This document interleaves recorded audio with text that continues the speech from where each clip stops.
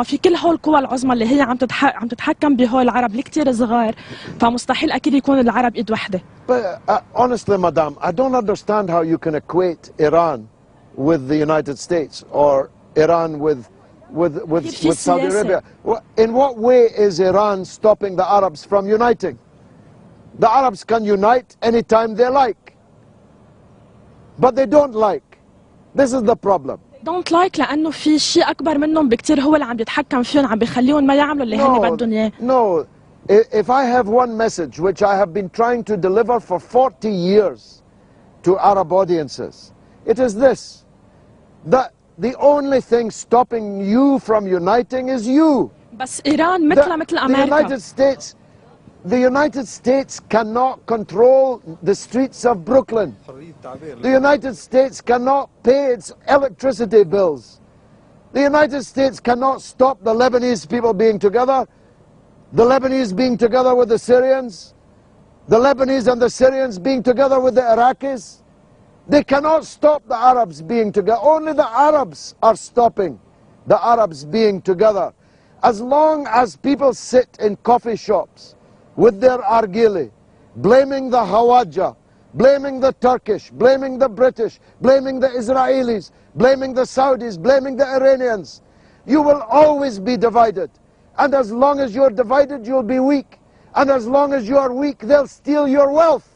It's not rocket science. You don't have to be Einstein to work it out.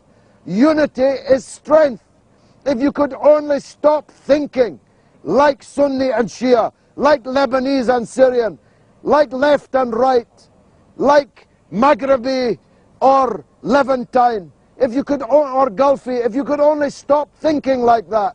You are 350 million people who speak the same language. You know, in Europe, we speak 150 languages. You speak one language with one God. Imagine the strength that you could have if you came together. But as long as you are ready to sit and blame other people, you will never be united. And as long as you are not united, you will be divided. And as long as you are divided, they will steal your things. That's why they're doing it.